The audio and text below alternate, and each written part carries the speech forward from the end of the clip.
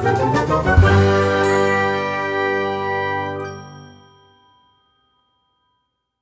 everybody, April here, back with another video, another comic review. Look at that, 2 weeks in a row. It's hot, I'm melting, let's get started.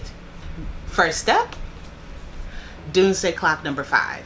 Again, we have Jeff Johns and Gary Frank, Watchmen DC crossover. This is basically catching up from where they left off in issue number 3, because issue number 4 was completely about Rorschach 2.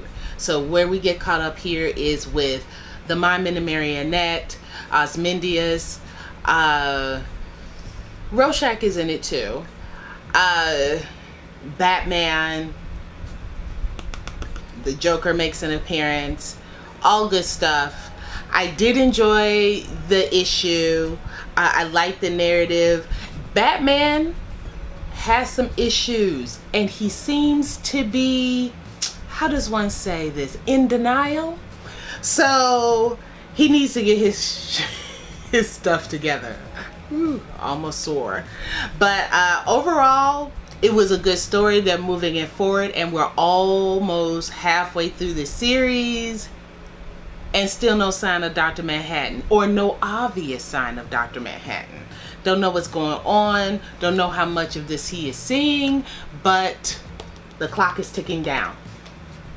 Anyway, solid writing as always, great artwork as always. Again, I really like the series. I wish it came out more regularly, but beggars can't be choosers, right? Doomsday Clock number 5, thumbs up. Next up, Lando, Double or Nothing, issue number 1. This is one of those Star Wars Marvel things that I can't seem to stay away from, and in this case it really did pay off because I truly enjoyed this. This was written by Rodney Barnes and the art was done by Paolo Villanelli. Basically, this is a prequel story, prequel to even the events in Solo, the movie. And we have young Lando here. He is still the captain of the Millennium Falcon, and his first mate is the sentient and awesome robot L337. And basically, they're doing what they do. They're smugglers. Lando's a gambler. They just kind of living their life like it's golden. And then someone comes up to them and asks them for their help. They want to smuggle some people in order to smuggle some people out of a very dangerous part where I don't know who's in charge at this time. Is it still the Emperor? Yeah, I suppose it would be. Has some people kind of enslaved, and he's a little like, you know, not my circus, not my monkeys, but he gets on board with it and the action kind of picks up. Now, the entire story isn't in this issue. It is continuing on, and I believe the second issue, is already been released, and possibly even the third. The writing was pretty good, especially the banter between Lando and L337. It was basically patterned right out of the movie. Their banter back and forth is just awesome, and L337 is the pettiest person ever. I love her for that. And she's not even a person. I said person. She's not a person. She's a droid. But she's so petty. She's like queen of petty. Love it. The only downside is that some of the artwork wasn't as consistent as I would have liked it to be. This cover is amazing. Look at that. That is straight Donald Glover right there. And where I don't expect them to have his image throughout the series, I would have liked if his face or his person looked continuous. I mean, basically the only thing that was consistent was his dress, but sometimes he looked a little thin, sometimes he looked really fat, sometimes it looked like it was an entirely different person, and I'm like, was that supposed to be expression, or are they just having different type of pencilers? I didn't get it. That was the only thing that kind of threw me off. Otherwise, I thoroughly enjoyed the story and I do intend to continue it. So, Marvel got me again. Next up, we have Flavor. issue number 1, written by Joseph Keating and Woo Jin Clark, I believe is the artist. And this is from Image Comics. It is a story of a young girl named Zoe, XOO. She is the head chef and primary caregiver for her immediate family, her parents. They're both wheelchair bound.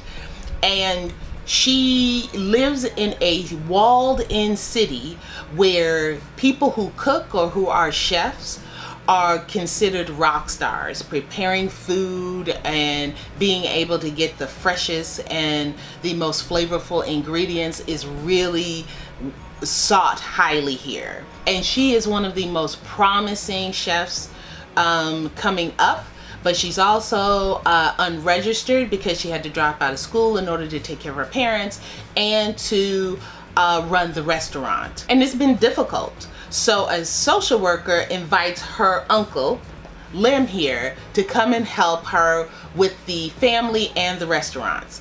Zoe is not happy about this because she feels like she is able to manage everything on her own. You know, that youthful exuberance that we all had at one point where we didn't know what we were talking about when we really needed a whole bunch of help. This girl needs a lot of help and she don't even know it. And what she doesn't know really can kill her because something really ominous is going on in this city. I liked it. I thought it was a little youthful. I don't know what the age range on this is, but I think it says here teen plus, and it did read like that. It felt very young, and the artwork in it kind of reminds me of The Last Airbender, so it gave me that kind of feel. The only downside was that the artwork came off a little busy. There was hardly any white spaces, and the entire page was just filled almost to the edges. I don't know, I think I put some pictures up, but like here, or even here. This is what I mean. It's just like, and maybe because the color palette is so similar that it just didn't have a lot of delineation for me. I mean, it's a good looking book, and the story, even though a little slow, was entertaining, and the cliffhanger was pretty interesting. But I probably will wait for a trade paperback of that one. There's a lot to read, and it just didn't jump to the top of the pile. Next, we have Nailbiter Volume 1. This was written by Joshua Williamson, and the artwork is by Mike Henderson.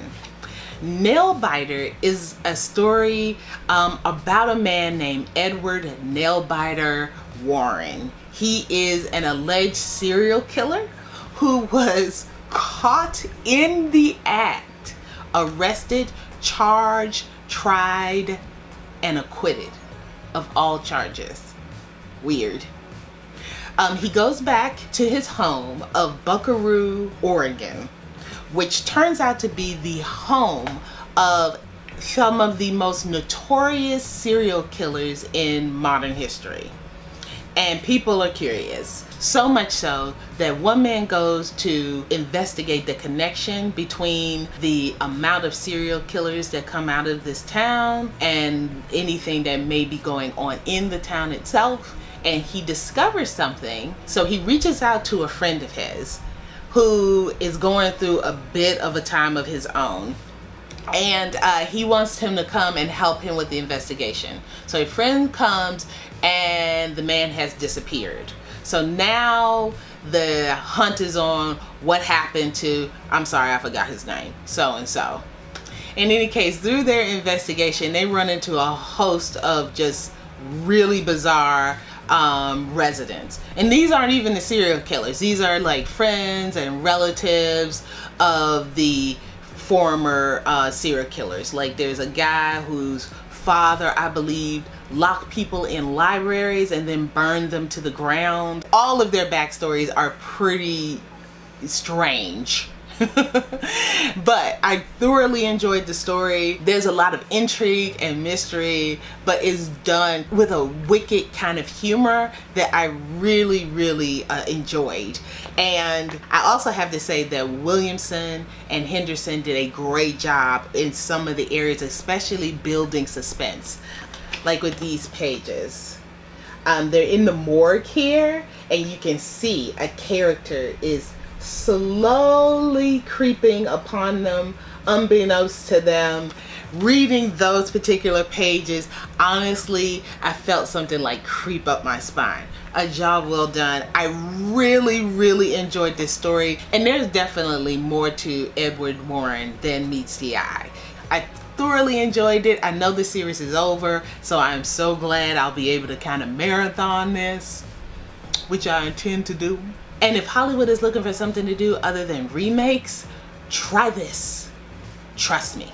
And last, but certainly not least, we have Olympus. This is a graphic novel by Jeff Johns, Chris Grimminger, and Bruce Guice. I hope I said the name right. The first thing I will say about Olympus was I didn't know I wanted it until I had it. Once I picked it up and I flipped through it, I was like, yep, this is for me. Olympus is about a group of students who are on a summer internship with their archaeological professor, and they have been going through Greece, looking at museums and ancient structures kind of within their study milieu. And this is their last day in Greece, and they have chartered a boat to go out to some of the sites where sunken ships have been noted. So they're diving and they're looking through stuff, and they find this box. They bring it up on the board, and when they open it, they find a vase inside.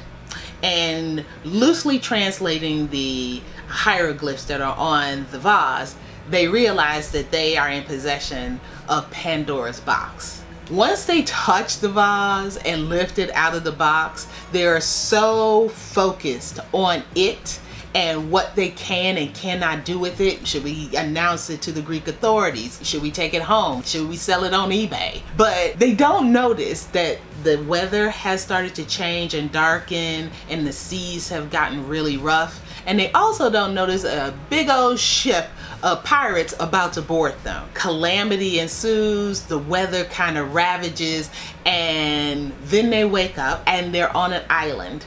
They figure out that it is Olympus. As the story progresses, they figure out also that they are on some kind of quest, and the vase is a part of it. It honestly just plays out as a very good sci-fi TV movie. Not bad, like I said, very good one. All the tropes are there. The pirates, some of them are exactly as you think they would be, and then others are kind of like anti-heroes. And some of the students are basically rise to the occasion in order to make this a successful quest. I really enjoyed it. I loved the artwork. I liked all of the characters. I love mythology. Reading a story about Medusa and Pegasus and the Cyclops and so on was just a whole lot of fun. This originally came out in 2005. So you might have to dig a little in order to find this. You may be able to find it on Amazon or eBay, so check it out.